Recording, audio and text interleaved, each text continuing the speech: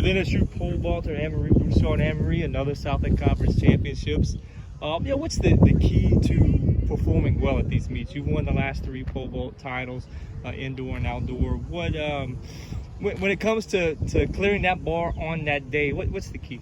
What I do mostly is just try to stay calm, not worried about what anybody else is doing. We're really worried about what I'm doing, to where I can lead myself to another conference championship. This is another deep pole vault group that NSU brings to the conference meet.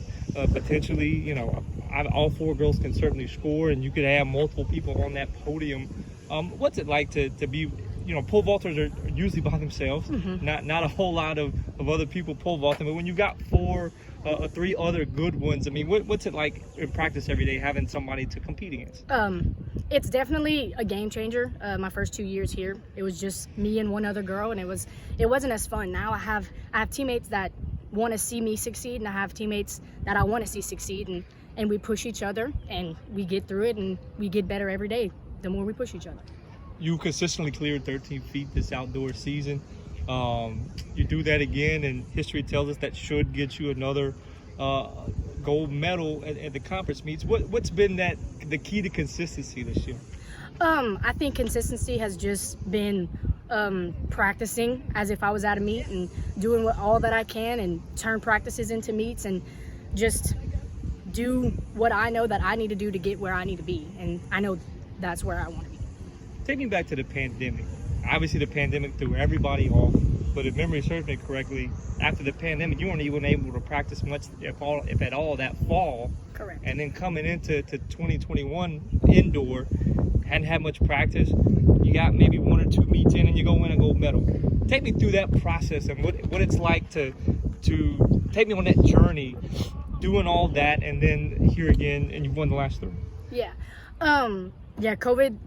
COVID happened. Well, when COVID happened, it was pretty good for me because I had fractured my foot. Okay. So I was in a boot for 6 weeks, and I tried practicing, and it started hurting. So then over the summer, I just kind of laid low and didn't run much.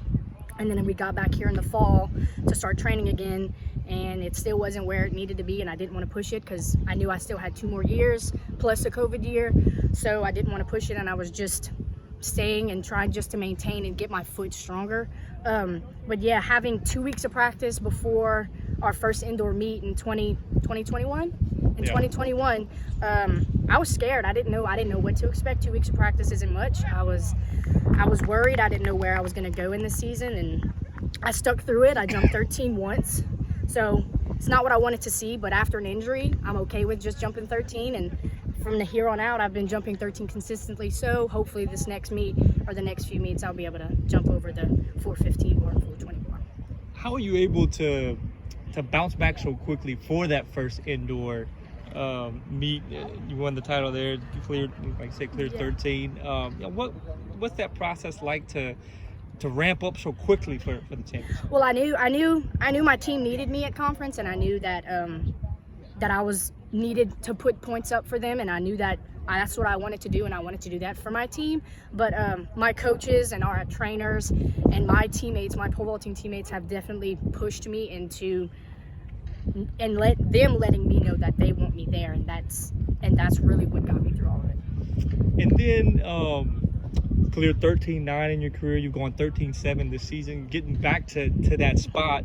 What do you feel like it's going to take to get to that 14 mark to get to put yourself in a position for an NCAA championship spot? Right now we're working on trying to get on bigger poles. I've jumped on 13-foot poles mostly all of college. Now we're moving to 13-7s, maybe even 14-foot poles pretty soon. So once I figure out what I'm doing on those poles, the timing and whatnot, and we can figure out my standards, then I have a feeling that once I learn how to do that and jump on those big poles, I'll be able to clear those bars. Lady Demons have been a top 3 team year in and year out since you've been here in the last 10 championships.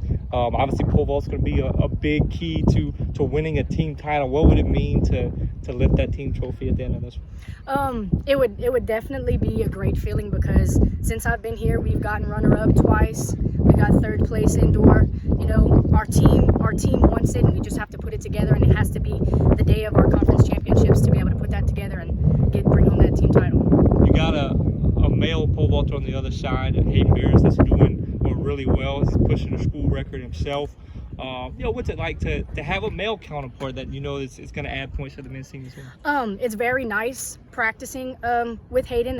I enjoy it. He's fun to be around. It's nice to have a male around, and Hayden has a lot of knowledge in the vault, and he helps me and things that I think I need help on, and we help each other, and we just push each other. Hayden pushes me, and I feel like sometimes all of our girls, all 4 of us, push Hayden at the same time as well. So we all work together very closely, and we're a good team, and that's what we do. Annemarie Broussard, thank you so much. Thank you.